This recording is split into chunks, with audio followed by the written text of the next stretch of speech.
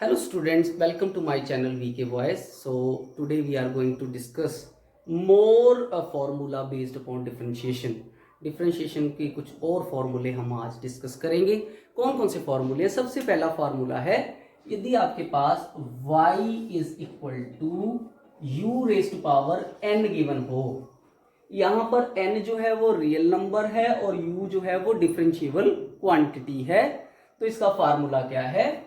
आपने n को power को आगे ले आना है और u एक पावर कम कर देनी है, फिर आपने u को डिफरेंशिएट कर लेना है विद रिस्पेक्ट टू x। फिर से बता रहा हूं, पावर को आगे ले आएंगे, एक पावर लेस कर देंगे, फिर u को डिफरेंशिएट करेंगे with respect to x। Example से आपको थोड़ा अच्छी तरह से समझ आएगा। जैसे सपोज करो मेरे पास है y is equal to 2x raise to power 3 minus 1 raise to power 4। यहां पर ये जो ब्रैकेट के अंदर वाली क्वांटिटी है वो सारी डिफरेंशिएबल क्वांटिटी है, इसे मैं u पुट कर सकता हूं और यहां पर n की वैल्यू जो है वो 4 है। तो यहां पर हमारे पास u की वैल्यू क्या आ गई?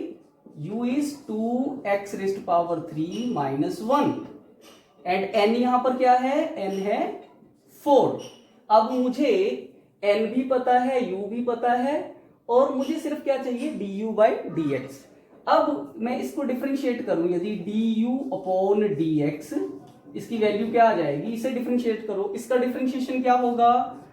2x raise to power 3, power आगे 3 आगे आ जाएगा, एक पावर लेस, सो 3 इंटू 2 6, एक पावर लेस 2 और 1 का derivative, 1 is a constant quantity, you know derivative is 0। So du by dx की वैल्यू कितनी हो गई? 6x square. अब यदि मैं ये सारी वैल्यूज यहां पुट कर दूं हमारे फॉर्मूले के अंदर, तो आप देखोगे n की वैल्यू है 4, u हमें पता है 2x raise to power 3 minus 1, एक पावर हमने कम करनी है, 4 में से एक लेस करूंगा तो कितना आ जाएगा? 3। du बाई dx की वैल्यू मुझे पता है 6x स्क्वायर। तो इस तरह से मैं इसे सॉल्व कर सकता हूं इजीली। तो एक मेथड हमारे पास ये है कि जिसमें आपके पास y is equal to u raise to power n हो, जबकि u जो है वो डिफरेंशिएबल क्वांटिटी है, तब आप इसको कैसे सॉल्व करोगे? सेकंड रूल जो है, that rule is known as product rule. Product rule क्या है? प्रोडक्ट रूल कहता है कि if you are having y is equal to u into v, where u and v both are differentiable quantities, in that case how you will solve? First of all, you will put u as such and you will take the derivative of v, then v as such, derivative of u। हम इसे ऐसे समझ सकते हैं, first as सच उसका कुछ नहीं करना, दूसरे का डेरिवेटिव लेना है, प्लस दूसरे को कुछ नहीं करना, पहले का डेरिवेटिव लेना है। First as such derivative of second, then second as such derivative of first and take the sum of this. Positive sign बीच में आपने लगाना है। एग्जांपल ले लेते हैं कोई। सपोज करो आपके पास ये वैल्यू है, कोई भी वैल्यू रखें, सपोज करो 2x2 minus 1 and 3x4 minus 2, ये वैल्यू है। तो यहां पर ये हो गया आपके पास u और ये हो गया आपके पास v, ये u हो गया और ये v हो गया। डिफरेंशिएट करते हैं हम इसे, dy बाई dx, इसकी वैल्यू क्या आ जाएगी आपके पास?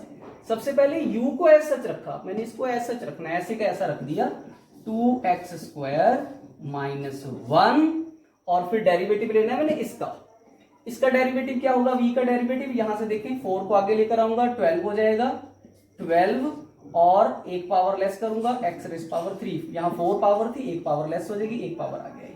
और 2 कांस्टेंट क्वांटिटी आपको पता है, कांस्टेंट क्वांटिटी का डेरिवेटिव 0 होता है, प्लस अब मैंने क्या करना है? इसको एज सच रखना है, सेकंड को as such, this is v as such, यानी कि ये वैल्यू एज सच रख लूंगा 3x रेज पावर 4 माइनस 2 और डेरिवेटिव लूंगा इसका, पहले का डेरिवेटिव कितना हो जाएगा? 2 इंटू 2 4, सो ये हो जाएगा आपके पास 4x, एक पावर लेस करूंगा x, 1 का डेरिवेटिव 0, तो ये आपके पास आंसर आ जाएगा। इसको थोड़ा सॉल्व करना पड़ेगा, सॉल्व करके आप इसका आंसर इजीली कैलकुलेट कर सकते हो। तो ये है आपका dy बाई डी एक्स, यदि आपके पास दोनों, this is also known as product rule.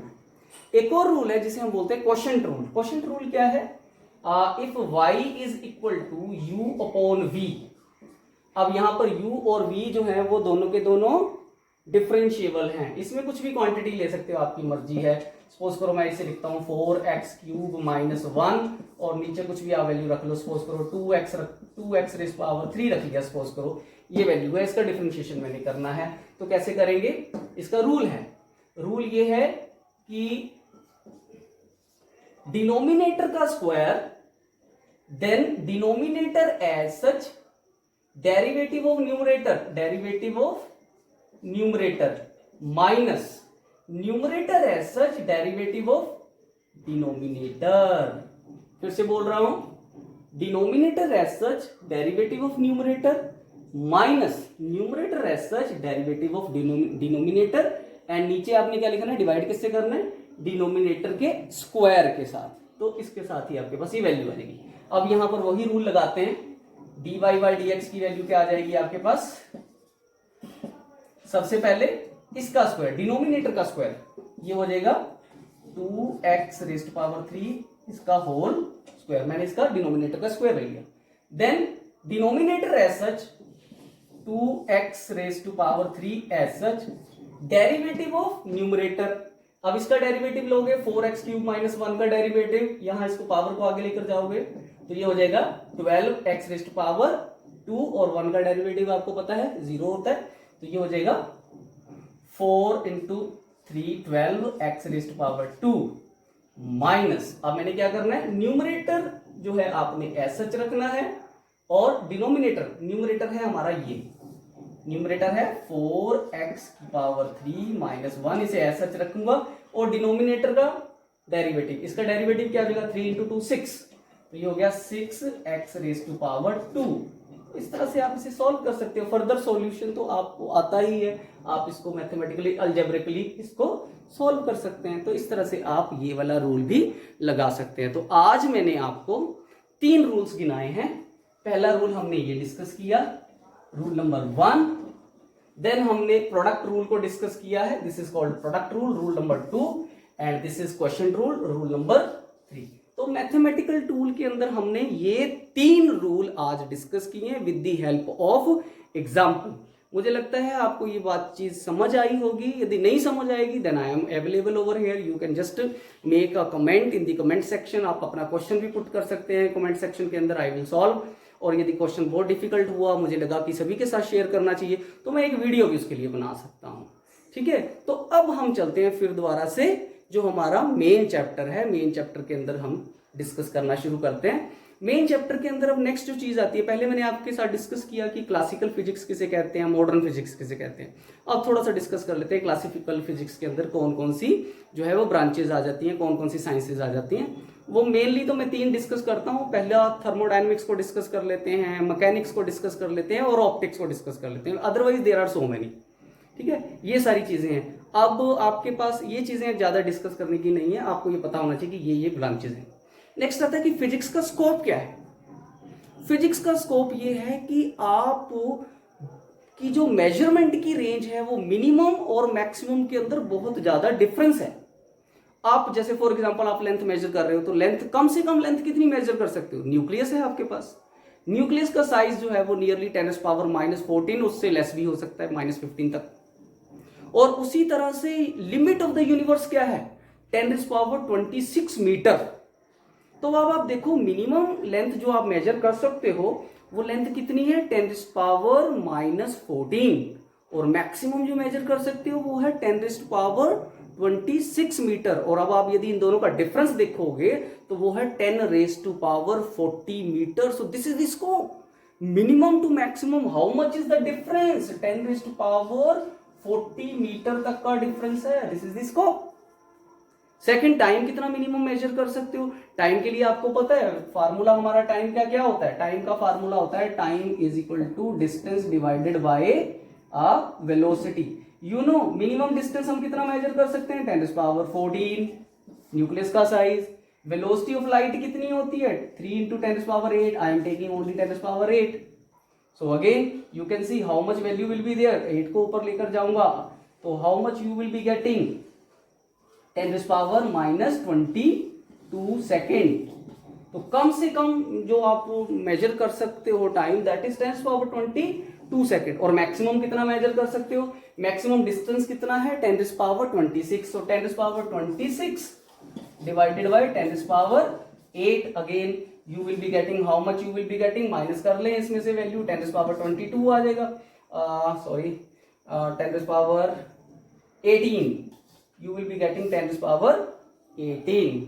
सो ये वैल्यू आ जाएगी। अब आप देख सकते हो मिनिमम टाइम कितना मेजर कर सकते हो, मैक्सिमम टाइम कितना मेजर कर सकते हो, ये है साइंस का स्कोप। नेक्स्ट थिंग जो हम डिस्कस करते हैं वो है कि physics in relation to various sciences. First of all physics in relation to chemistry. Physics ने केमिस्ट्री के लिए क्या किया या उसके एडवांसमेंट के लिए फिजिक्स का क्या कंट्रीब्यूशन है। सबसे पहली बात तो ये है कि जब हम केमिस्ट्री को डिस्कस करते हैं तो केमिस्ट्री के अंदर एलिमेंट्स का बहुत ज्यादा रोल है।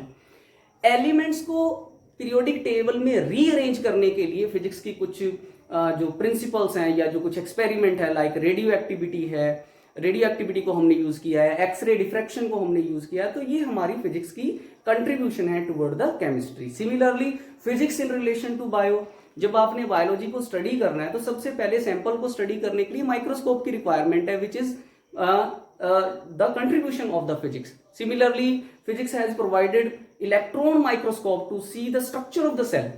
This is the contribution of the physics toward the biology.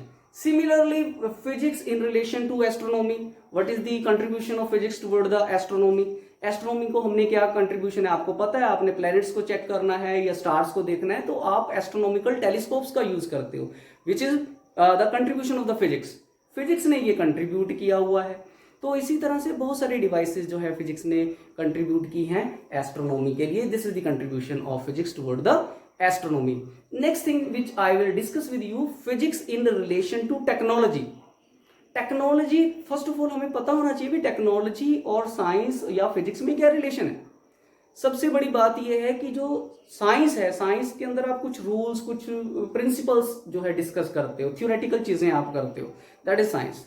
लेकिन जब आप उस थ्योरी, उस प्रिंसिपल्स को, उन सिद्धांतों को आप प्रैक्टिकली यूज करना शुरू कर देते हो, that is known as technology. When the principle of physics are used for practical purpose, that is known as technology. For example, एक एग्जाम्पल आपको डिस्कस करता हूं। आपको पता है एक प्रिंसिपल है जिसे हम बोलते हैं Faraday's laws of electromagnetic induction. इसके ऊपर बेस्ड हमने क्या किया है, डायनमो बनाया है, जनरेटर बनाया है, बिजली को हम प्रोड्यूस कर रहे हैं और प्रैक्टिकली यूज कर रहे हैं। तो वो जो प्रिंसिपल है Faraday's laws of electromagnetic induction, जो इलेक्ट्रोमैग्नेटिक इंडक्शन का प्रिंसिपल है वो तो साइंस है, लेकिन जो डायनमो है वो क्या है, that is a technology. So that is there. हमने बहुत सारी फिजिक्स के अंदर आपको पता है फैन है हमारे पास, flight of the aeroplane, rocket propulsion is there, ठीक है, बहुत सारी चीजें हैं इसके अंदर। सारी की सारी फिजिक्स के प्रिंसिपल्स हमारे पास बेस्ड चलते हैं। और वो कौन कौन से प्रिंसिपल है और उनके कौन कौन सी टेक्नोलॉजी है और कौन कौन से प्रिंसिपल के ऊपर ये बेस्ड टेक्नोलॉजी है, वो सारी चीजें जो है आपको याद रखनी पड़ेंगी। मैं एक यहाँ पर टेबल लगा दूंगा जिसको आपको, उसके अंदर सभी चीजें याद नहीं रखनी, कुछ इंपॉर्टेंट चीजें हैं जो आपको याद रखनी है। सिर्फ आपको दो चीजें याद रखनी है कि टेक्नोलॉजी कौन सी है और उसके पीछे प्रिंसिपल कौन सा चल रहा है, वो आप यहां पर देखेंगे टेबल के अंदर। प्लीज आप उसे देखें, उसके बाद हम आगे डिस्कस करेंगे।